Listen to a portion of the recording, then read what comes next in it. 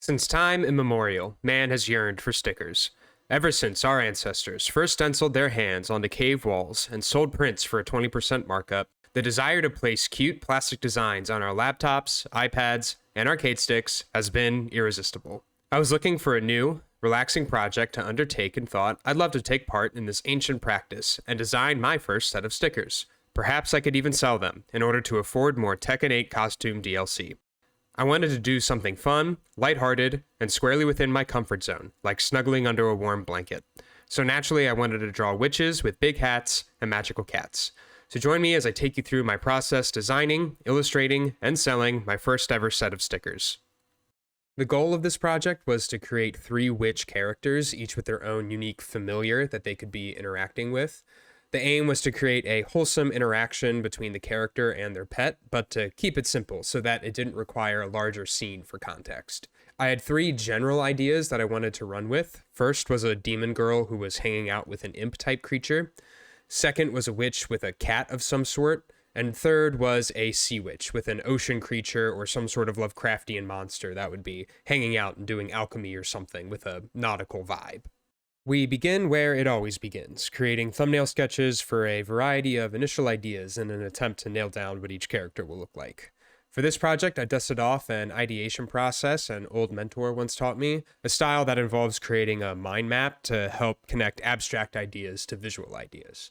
I start by writing several descriptions of the character, demon girl or cat witch or whatever. Then I create a list of words that character could potentially convey. Infernal, edgy, cat lady, big hat. Then I branch off those ideas and connect it with a visual idea. For example, the demon with her imp felt like an edgy or mischievous vibe, so then I asked myself what physical characteristics convey those abstract ones, and settle with a biker or punk look. And then you dig down further. What does a biker have? How do you communicate the idea of a biker? Leather jacket, boots, etc. And then you can move back up the tree and think maybe the idea isn't edgy at all. Maybe this character is more of a showy, ostentatious vibe. You then keep doing this until you have a mind map of ideas that you can pick and choose from. For the demon and her imp, I went down these roads of punk and edginess, domestic and mundane, and even an affluent angle where the witch has the imp in a servant role. I enjoyed the biker aesthetic of the character here, which totally wasn't my initial idea that I was trying to force, but I was also interested in the idea of the imp wearing the same coat as her and having this twinning moment with each other, so I decided to combine these two and run with it for the final drawing.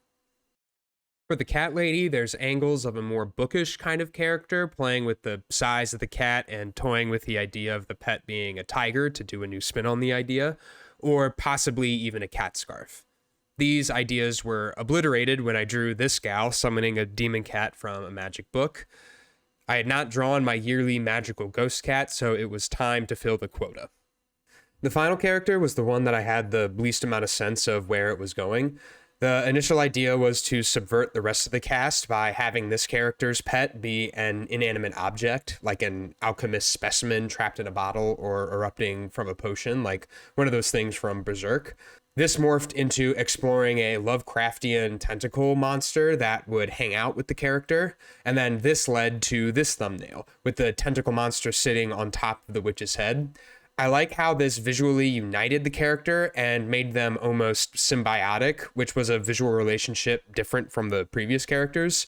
To make the whole scene more wholesome, I would simplify the creature to a one-eyed octopus thing and put a witch hat on it to unite it with the rest of the cast.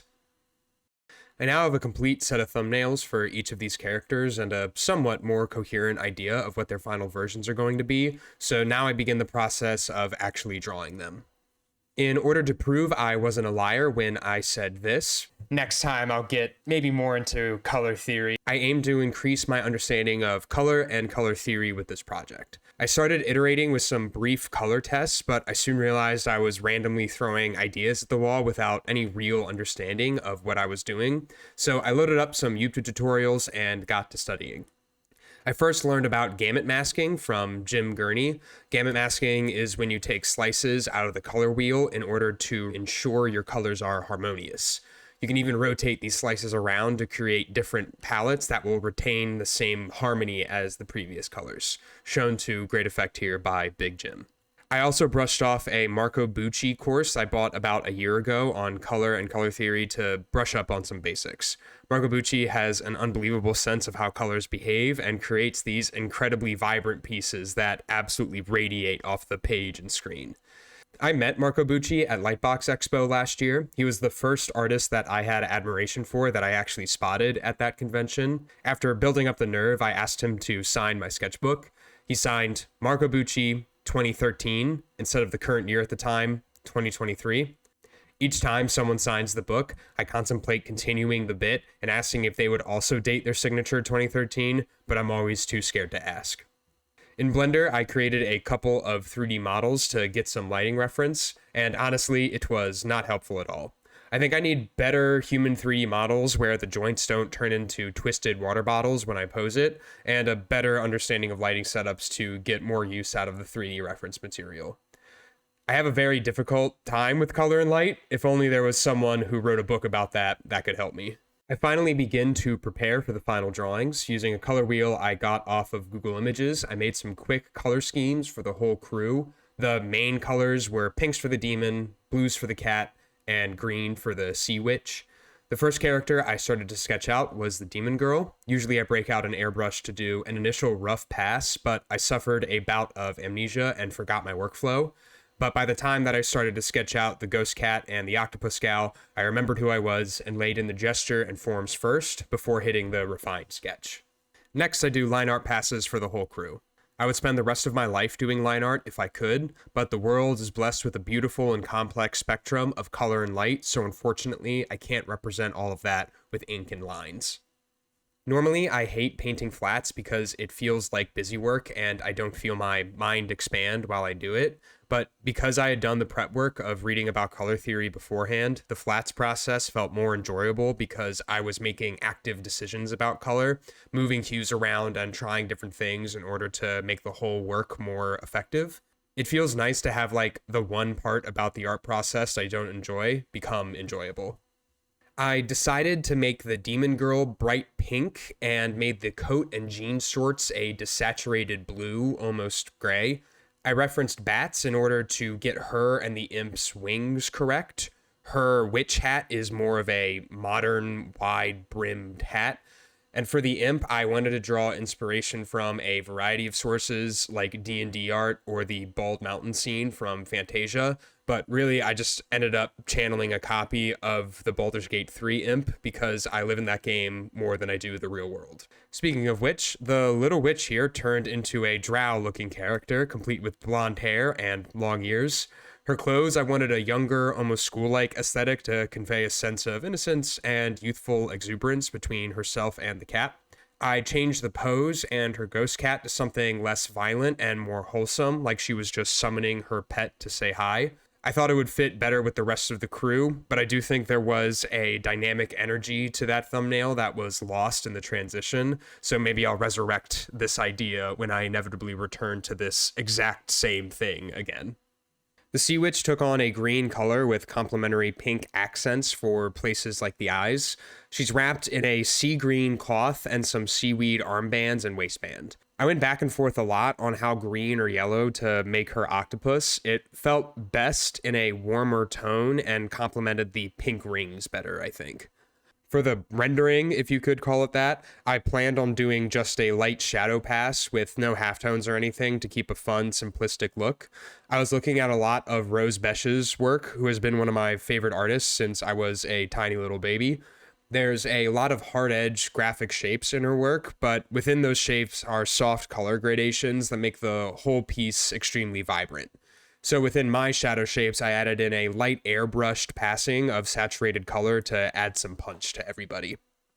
The demon and her imp go smoothly through this final rendering phase. I think personality-wise, she and her pet softened a bit by the time we reach the end here. A lot of that edginess I wanted to convey isn't as present as I initially wanted.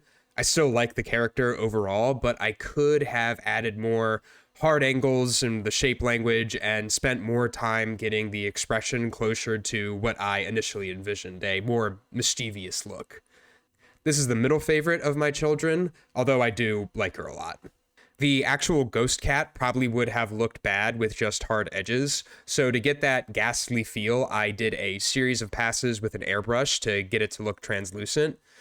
It was difficult getting the cat to look cute in the way that I wanted. It took some jury rigging and a few passes to get its face right.